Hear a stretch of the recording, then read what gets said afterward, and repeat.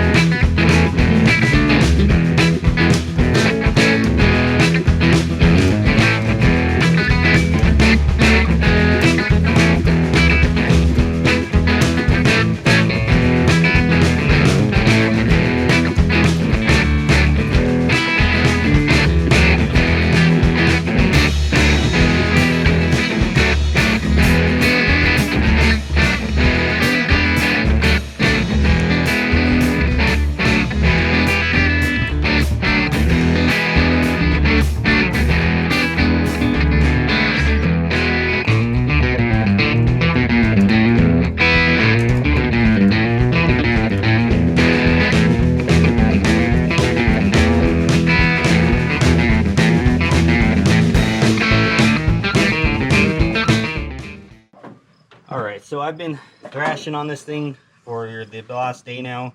You know that last 10% always takes the longest. The last 10% takes like 90% of the time. You saw how quickly we were able to drop this engine in and get all the kind of physical part of this finished. And it's been raining just non-stop here pretty much every night, so I've been having to cover everything up the best I can. With that being said, I've got to I gotta drop my distributor down a hole. Yeah, but I've got to drop the distributor down. We still have quite a few wires we got to go through, but just trying to get everything mostly out of the way for now. Anyway, we're just gonna get this harness out of the way so that way we don't get the distributor tangled up in this mess. I'm just gonna show you guys really quickly how to drop a distributor in. It's very simple. It is not complicated whatsoever. The only thing you have to make sure of is that we are on top dead center on the compression stroke. So the easiest way to do that, you might want a buddy, or you can do this yourself, but you're gonna stick your finger in the first spark plug hole and you're gonna twist the engine over, either crank it, twist it, whatever you gotta do. And what you're looking for is, as you're approaching that line on the crank balancer, you should be feeling air pushing out as that line is coming up to center. If you're not feeling air pushing out, Go around one more time and you should start feeling the air push against your finger, blow past your finger. Once that happens, once you're feeling air on your finger, now you're going to line up your line them up in the middle. And once you're line to line, with your pointer's sitting on your top dead center mark, that's when you know you're at top dead center on the compression stroke. If you go past that, you're not going to feel air anymore. Once you hit that line, anything after that, it's not going to blow anymore. So now that we're there, what we're going to do is get our distributor, and we're going to make sure we get our gasket. Don't forget that. So let me go grab a gasket. So get your little gasket. This one came with my intake gasket set, but you can buy these separately if you have to as well. Just a distributor base gasket. Slip that on. Okay. Now, I see a lot of people, they'll mess with the oil pump drive and they'll do all this crazy stuff, get a long screwdriver, try to twist it to perfectly drop into place.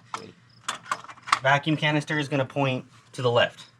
What we want is we want our rotor to be pointing up here, #1 cylinder.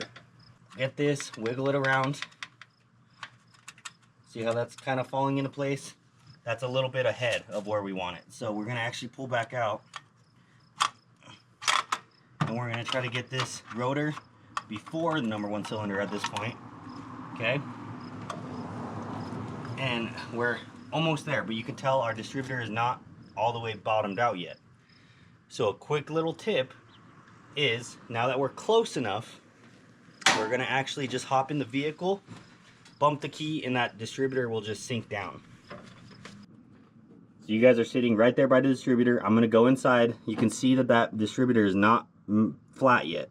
So I'm going to go in there, bump the key, and you'll see what happens.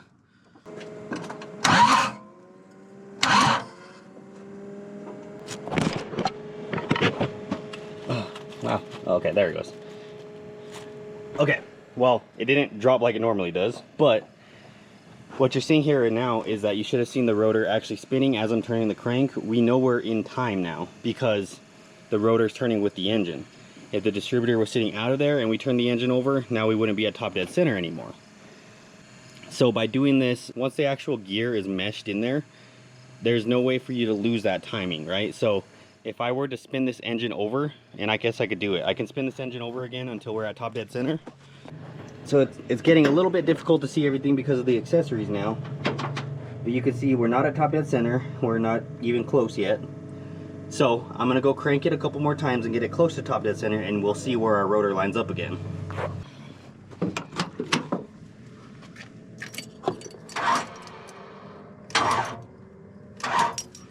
We look down here. We're just past top dead center, right? You can see the line. And our rotor there is now just past top dead center. We might have gone just a little bit too far forward with the rotor. So worst case scenario, we pop it back up, we get it lined up, we get everything on top dead center again, and we twist it back, you know, before top dead center. What it really comes down to is where the actual #1 is on the cap itself. So right now we're kind of clocked. You can see our vacuum advance is clocked way towards the back. If we grab the distributor and we rotate it, that's going to bring us closer in time. Does that make sense? Because the cap itself, when we move to the distributor, the cap post, these guys are moving with the distributor. So if, let's see, I think this one's going to be #1. Maybe, I'm not sure. But let's pretend this one's #1, right? And we're way over here, right? And our rotor's over here. By turning the distributor, now that rotor is going to be more ready to touch this post.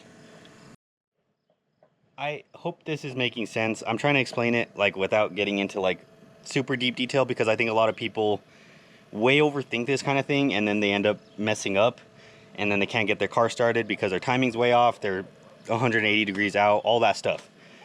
In reality, this is the formal way to do it, right? So the formal way to do it is to always have your rotor pointing at the #1 cylinder.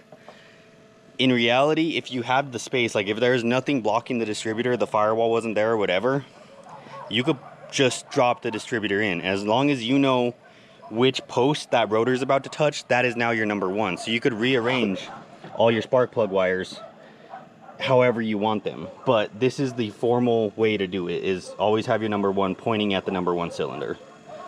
So, yeah. All right, so another full day of thrashing. You could tell we're very close. I've got basically everything buttoned up, all the accessories and everything. I got to find a belt that will fit without an AC pump. I got to throw the carburetor on there and then figure out some vacuum lines and stuff. A lot of my wiring, I don't remember where a lot of this stuff goes, so I'm going to be probably tracing wires back to the fuse block inside the truck, because like right now I'm missing an alternator wire. No idea where that is. I've just got a lot of these loose wires that I just don't remember where they go. I also have a fuel pump relay that I need to get remounted over there. And then I need some spark plug wires. So we're going to reuse the old ones, obviously. But we're very close. So I think I'm going to go ahead and top it off with oil. That way it's not just sitting dry.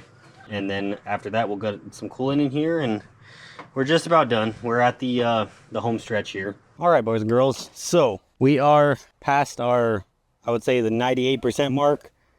This thing doesn't have coolant in it. It also doesn't have a belt, so I'm gonna have to go get those. But I've got the fuel pump working. I had to rewire my entire relay there. I had to just kind of rip some wires when I was pulling the engine out, so I had to kind of pin everything, rewire everything. So our fuel pump is working now. We've kind of buttoned up mostly everything in the engine bay. Everything is not, you know, beautiful. It's functional, I think, right now. Our hope is that we can crank this thing and it starts, obviously. We'll get it timed and all that. We'll throw some coolant in it, and then we'll be able to test it a little bit further. I did notice underneath the truck, our transmission is starting to leak pretty badly. All I've done is crank the truck a little bit just to do the timing and all that. And every time I'm cranking it, there is a bigger puddle that's forming underneath the truck. Best case scenario, we'll pull that and replace it. Worst case scenario is, you know, this trans is going to need to be gone through at some point. Not the biggest thing in the world, but still just an inconvenience. There are different plans for this truck later on, but right now I just want to get this thing running and driving so I can at least use it. If I have a transmission leak, you know, if I have to add a quart every now and then, that's not the worst thing in the world. I think we're at the point now where I believe if I go in there and crank it, we might have it fire off. So let's go ahead and do that. I'm going to get you guys set up and we're going to try cranking it. Okay, I'm going to leave my microphone over here on the truck so you guys can hear it. Let's just hope that everything goes well.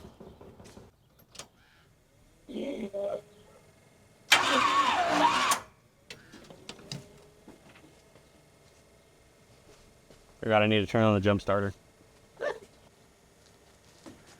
I've put 5 quarts in the engine. I know it takes probably closer to 7, but that's just going to be to get the oil primed and all that.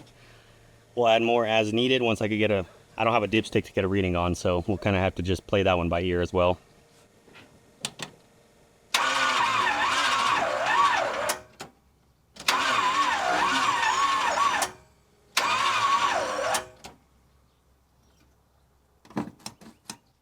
Okay, first off we got like no cranking power, and then our throttle got stuck. It seemed like. I'm hearing dripping. Oh, that's our fuel tank. All right, off to a great start. One of our fuel lines is leaking. I'll have to get down there and see which one it is, see why it's leaking. Everything's dry up here, so I think we're okay. It might just be a ruptured line or something down there, so let me go investigate that. I'm also gonna have to figure out why it's not cranking hard. It might be a ground or something like that. So let me work through these kinks while we get it all sorted still. All right, boys and germs, I think we're ready. I noticed my coil was getting kind of hot. It's because I had a 12-volt constant hooked up to it, so I again rewired that. Everything looks a mess. I don't care. I just want to see this thing pop off. Double checked our timing. I think we're okay. Might be a little bit retarded right now, but we'll see what happens. My fuel pump should be working. I do have a major gas leak in the back right at my filter. I'll take care of that later. I want to get this thing started. And the plan is get it started, get it moving, and then I will move it. That gas leak is right there in the dirt. So if I can get it parked in the driveway, we'll go ahead and work on that gas leak on the concrete instead of crawling around in the dirt. I'm gonna go crank this thing, see what happens. Battery should be charged too.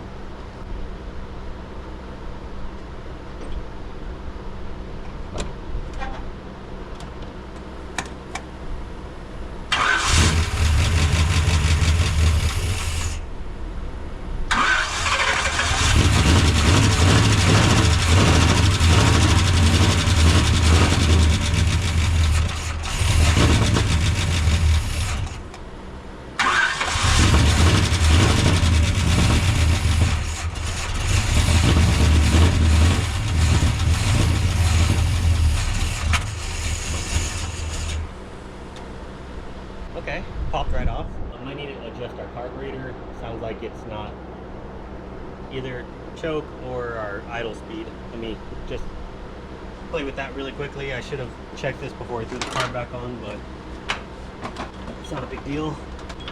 I'm going to just turn it down. Now it's definitely got crank on it, so alright, so that should be one half should be good. So floats.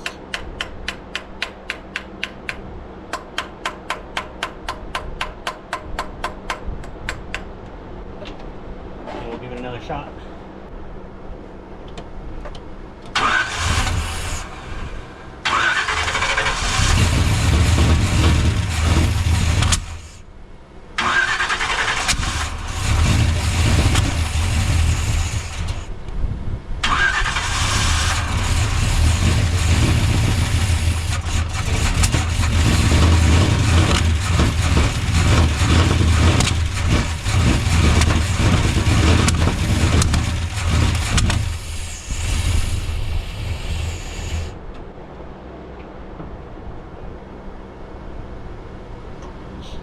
That might be too advanced. Pull some timing.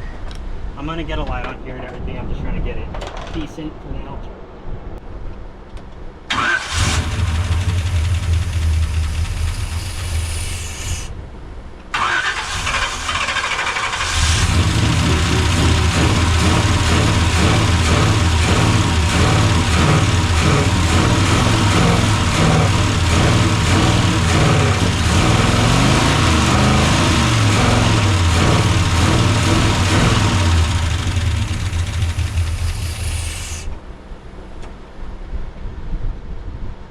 This thing will not idle. Back off the timing just a touch again.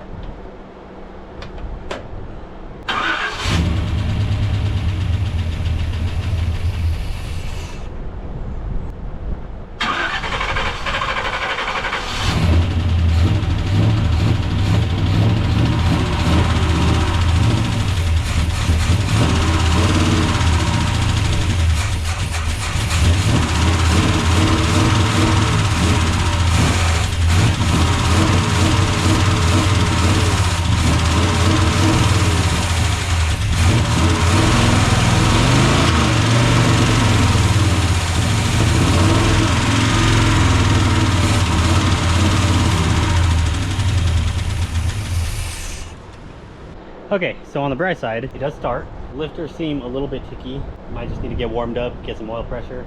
Oil pressure is through the moon on the gauge. It's like 60 plus, which is great. We are just not able to idle right now. Most likely carb related. Oh, you know what? We have a massive vacuum leak. I just realized. 1 second.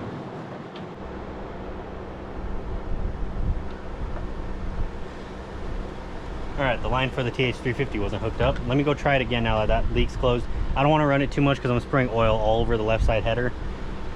So let's just get after it.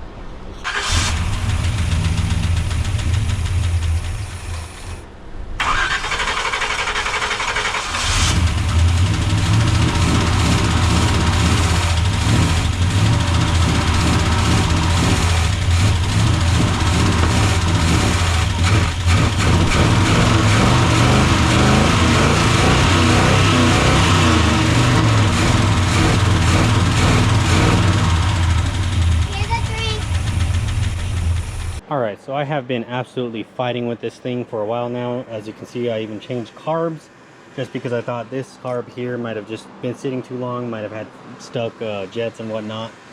This carb was off of the Camaro. This carb ran about a week or two ago, so really shouldn't have had any problems with it.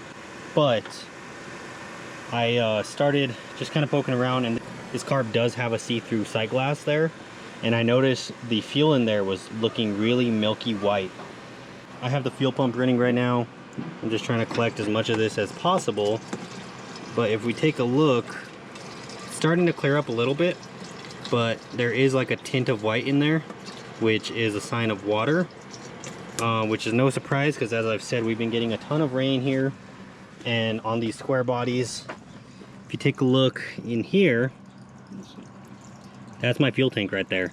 So if water is collecting, you know, in here, and landing on my fuel tank, there's a good chance that there's been condensation inside the tank. I poured out a little sample. The bucket's dirty, so don't mind that, but you can see that doesn't look good. This gas here has been sitting for, I don't know, a couple weeks, but it's been sitting outside, probably why it's so yellow. But you can see this gas doesn't look like that gas. So I have a feeling we just have a fuel contamination issue. I'm gonna try to drain out this entire tank. I'm at about less than a quarter tank, so it should maybe be 5 gallons, if that. Yeah, actually we're already almost on E, so it shouldn't be too much that we have to drain out of here. I'm gonna drain as much as I can, go fill this bad boy up with about 6 gallons of fresh premium fuel just to clean everything out, and then we'll try it again. I have a feeling that this carb's gonna be fine. I was able to kind of just sit here and baby feed it, and it seemed to run fine, so we'll see. One other thing is this lifter bank here is super noisy. I don't know if maybe the rockers aren't tying down all the way or something, or if we just have a lifter issue, but this side is super noisy. We do have really good oil pressure, about 60 or more, so that's good. I don't think there's an oil starvation issue. I think one of these lifters is just really ticky. The engine hasn't really gone up to temp yet. We don't have a belt yet. It could go away once we get the engine running, so I'm not gonna do anything about that yet. We're gonna get the gas out, get good gas in, see this thing idle, because I have not been able to make it idle. Once it's idling, then we can move on to getting a belt and everything else. So I'm gonna continue just draining this yucky gas, and I'll catch you guys in a few here once I get some fresh gas in here. All right, so last night we drained the fuel as much as possible. I just topped her off with coolant, power steering fluid. So this thing should, in theory, run right now. It's got residuals basically in the tank. So let's give her a shot.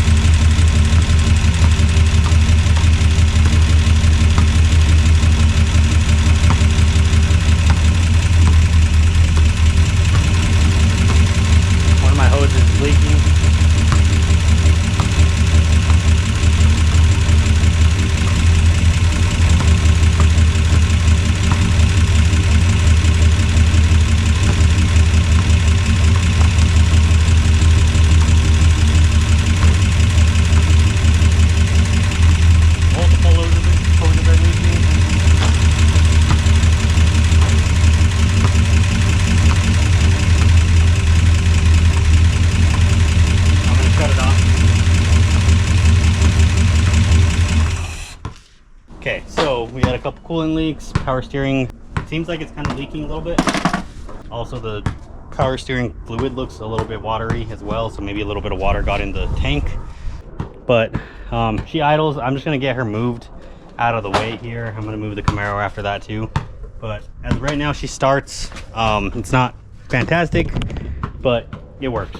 So let's get this thing moved.